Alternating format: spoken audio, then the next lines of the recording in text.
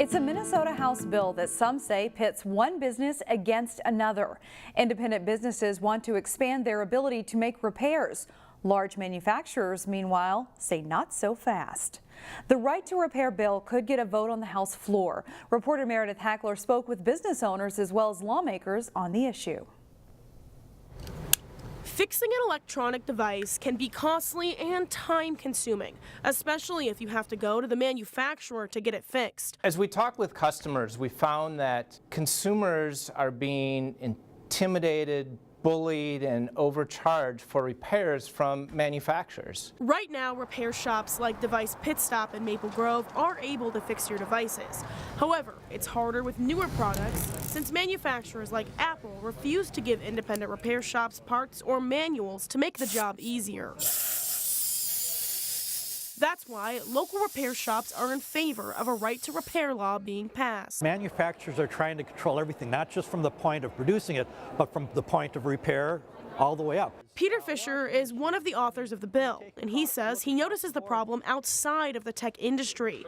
He sees this as harmful not only to customers, but to small businesses as well. There's a limit of only one or two places in the entire metropolitan area to be able to address the problem. And so I felt two things coming on. Number one, it's getting harder and harder for these small businesses to survive.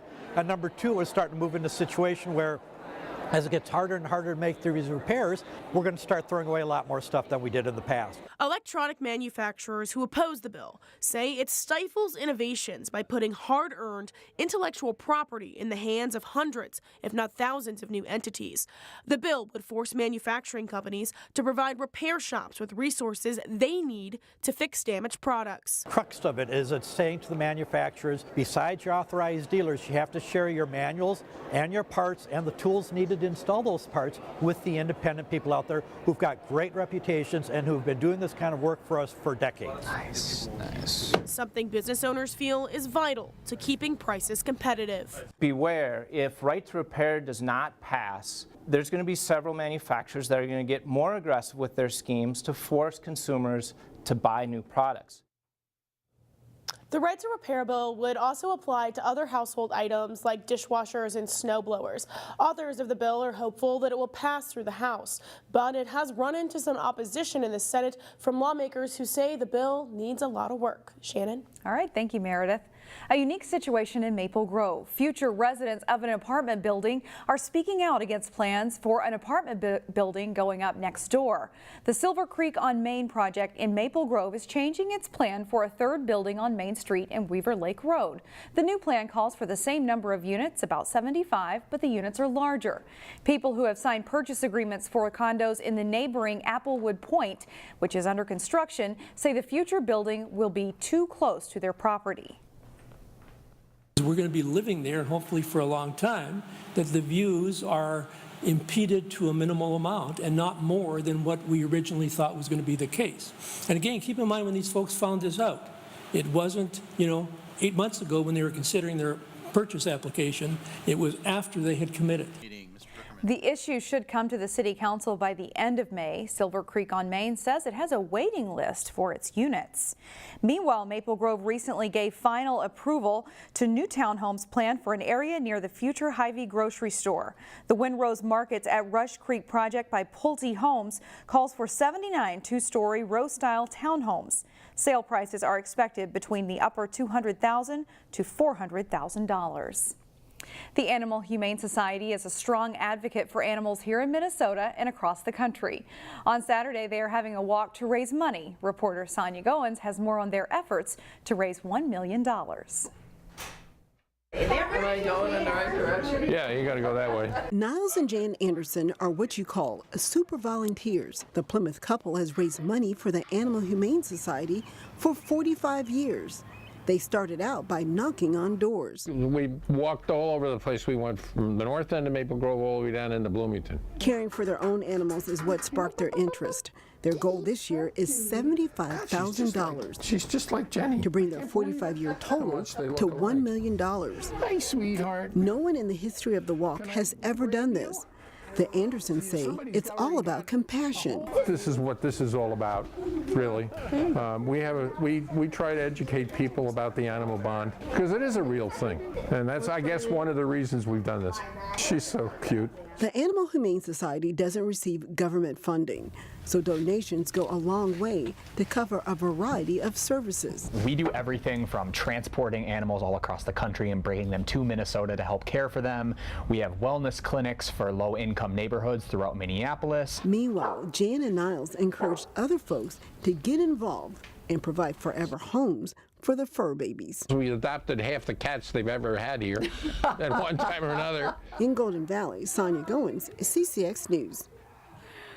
The 48th annual walk is Saturday, and for more information, you can check out our website, ccxmedia.org. This weekend only, Providence Academy puts on Joseph and the Amazing Technicolor Dreamcoat. They're going to see lots of colors and lots of really excited people. Lots of singing, lots of dancing. It's really quite a spectacle.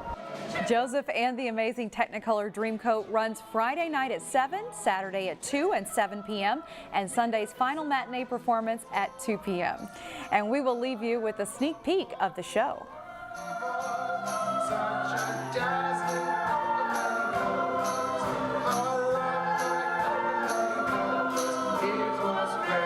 Yellow and green and brown, scarlet and black and ochre and peach, ruby and olive and violet, all the colors of such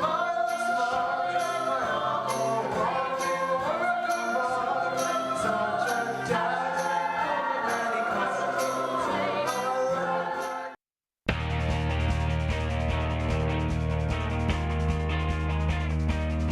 The Hopkins and Armstrong baseball teams are expecting to be in the hunt for the Section 6 4A title. Both teams are off to strong starts, and they met up on Armstrong's home field. In the top of the first, it's Hopkins' Kyle Fiducci delivering the bloop single to score Sam Sickink. And then Miles Halligan ropes a two-out hit to score Will Stein for a 3-0 Royals lead. They're up 4-0 after half an inning. Hopkins starter Wyatt Nelson cruises through 3 innings, striking out 7 of 9 batters. Top of the fifth, Hopkins freshman Maddox McCulloch crushes a fly ball over the outfielder. Joey Hurth scores on the double. Next up is Parker Johnson, and he lifts a deep fly to left field. It's off the fence. McCulloch trots home on the double by Johnson.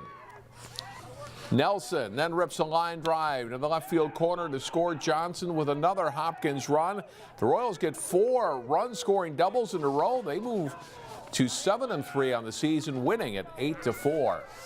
The Armstrong boys lacrosse team has had an up-and-down start. Their opponent Wednesday, Champlin Park, won for the first time Monday, and the Rebels look to carry some momentum into their clash with Armstrong.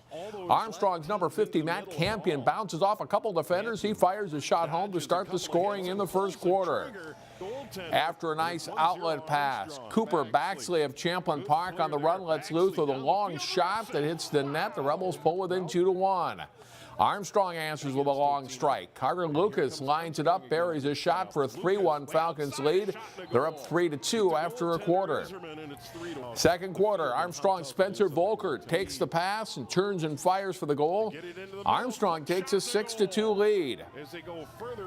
Champlin Park answers with great passing. Joseph Schmidbauer finds the cutting Devin Miller. He scores. Rebels within 6-3 at halftime. Third quarter, and the long stick Trenton Jacobson fakes the pass and lets the scorcher fly for a goal. That makes it 8-3. Armstrong wins at 9-5. The girls' matchup between the Rebels and Falcons proved to be a much different story. Rebels having a strong season, and they were looking for their 5th straight win when they met the Falcons. Early first half, Josie Johnson on the run. She sets up Brooke Freeman in front for a goal in the 2-0 Champlin Park lead.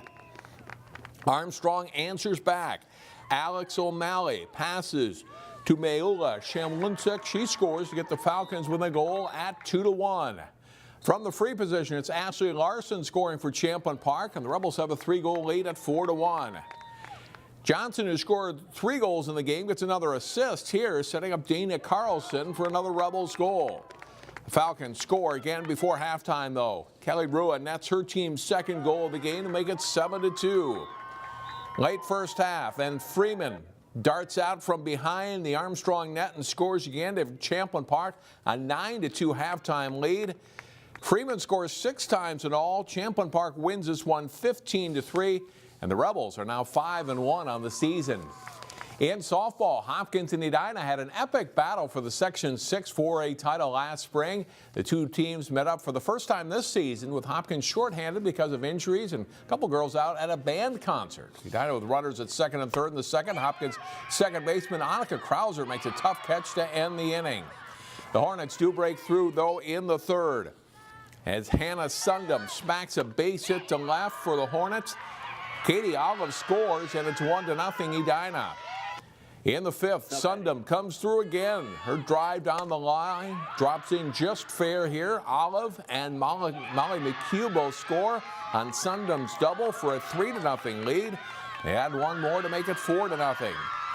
And Edina really breaks it open in the sixth. Genevieve Olfsek pounds it deep to left, and this one is gone. A grand slam for Olfsek caps the 6-run inning for the Hornets.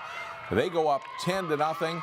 Hopkins does manage to extend the game in the bottom of the sixth with a couple of runs, but Edina wins it. 11-2 is the final. That's all for sports. More news after this.